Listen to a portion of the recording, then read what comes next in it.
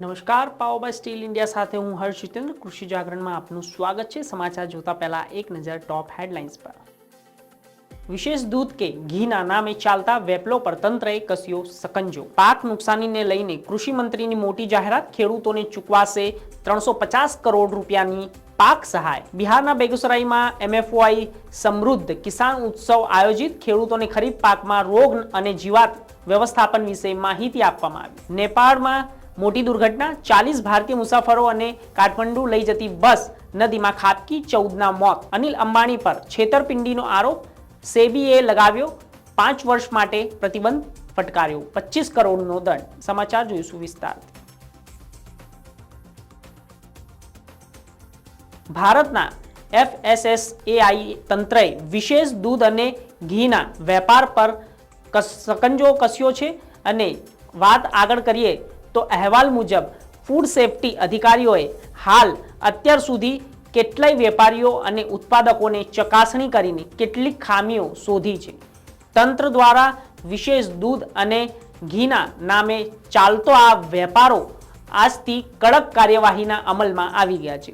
વિવિધ તપાસ કરતા અનેક વેપારીઓએ ખોટી રજૂઆત કરી અને કરન્સીનો યોગ્ય વિમોચન કર્યા વિના મેટ્રિક ટન દૂધ અને ઘી વેચ્યું હોવાનું સામે આવ્યું છે।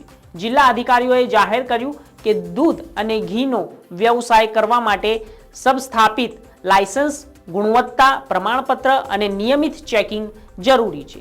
આજની દ્રષ્ટિએ અમુક વેપારીઓ આ નિયમોનું પાલન કરીને તેના નામે એક નવો સારો ધંધો કરી રહ્યા છે, પરંતુ અમુક લોકો છે જે તેનો દુરુપયોગ કરે છે, જેના કારણે ગ્રાહકોને પોષણક્ષમમાં પણ કમી અને આરોગ્ય સમસ્યાઓનો સામનો કરવો પડે છે।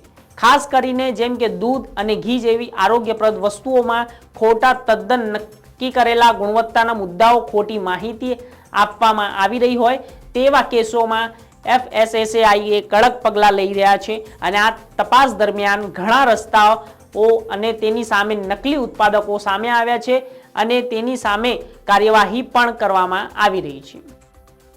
જુલાઈ મહિનામાં રાજ્યમાં ભારે વરસાદ પડવાથી ખેડૂતોને નુકસાન થવા પામ્યું હતું।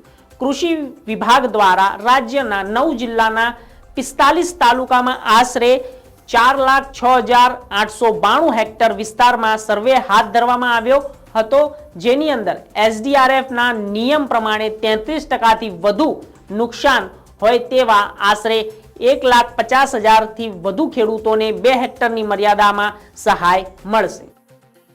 બિહારના બેગુસરાય જિલ્લામાં કૃષિ વિજ્ઞાન કેન્દ્રએ બેગુસરાયના સહયોગથી એમએફવાઈ સમૃદ્ધ કિસાન ઉત્સવનું આયોજન કરવામાં આવ્યું હતું। આ કાર્યક્રમમાં મહિન્દ્રા ટ્રેક્ટર દ્વારા પ્રાયોજિત કરવામાં આવ્યો હતો, જે જેસીબી અને સોમાણી સીડ્સના સહયોગથી હાથ ધરવામાં આવ્યો હતો। ઉપરાંત આઈસીએઆરએ આ કાર્યક્રમને નોલેજ પાર્ટનરની ભૂમિકા ભજવી હતી। એક દિવસીય ઉત્સવની થીમ સમૃદ્ધ ભારત માટે ખેડૂતોને આવક વધારવા અને તેનો મુખ્ય ઉદ્દેશ્ય હતો તો ખેડૂતોની કૃષિમાં નવીનતમ પદ્ધતિઓ અને નવીનતમ સાથે જોડવાના ફાયદાઓ અને ખરીફ પાકોને રોગ જીવાણુઓથી તેનું સંચાલન કેવી રીતે કરવું, ટ્રેક્ટર ઉદ્યોગોની નવીનતા જેમ કે મેનેજમેન્ટ, બાજરીની અંદર ખેતીની અને તેની અંદર કેવી રીતે તેનું પાલન કરવું તેનું આયોજન કરવામાં આવ્યું હતું।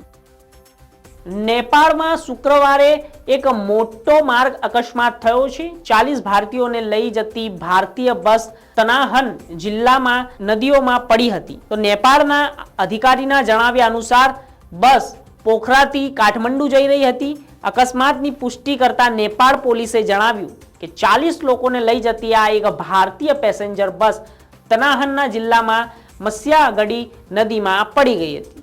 તો જિલ્લાના પોલીસ કચેરીએ તનાહનના ડીએસપી દીપક કુમાર રાયે જણાવ્યું હતું કે જ્યારે યુપી એફટી 7623 નંબર પ્લેટવાળી આ બસ નદીમાં પડી હતી। નદી કિનારે આ બસ પડતાની સાથે જ એસડીઆરએફની ટીમ ત્યાં પહોંચી હતી અને ત્યાં બચાવ કાર્યની ટીમ પહોંચતાની સાથે ત્યાં દુર્ઘટનામાં ફસાયેલા લોકોને બહાર કાઢવાનું કામ ચાલુ કર્યું હતું।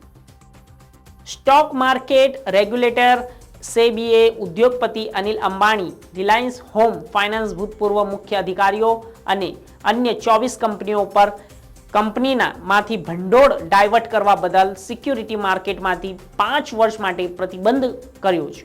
આ સાથે સેબીએ અનિલ અંબાણી પર ₹25 કરોડનો દંડ લાદ્યો છે અને તેમને કોઈ પણ લિસ્ટેડ કંપનીઓમાં ડિરેક્ટર અથવા કે મેનેજરિયલ પર્સનલ તરીકે અથવા માર્કેટ રેગ્યુલેટર સાથે રજિસ્ટર્ડ કોઈપણ મધ્યસ્થ તરીકે સિક્યુરિટી માર્કેટ સાથે 5 વર્ષ સુધીના સમયગાળા માટે સામેલ થવા પર પ્રતિબંધ મૂક્યો છે.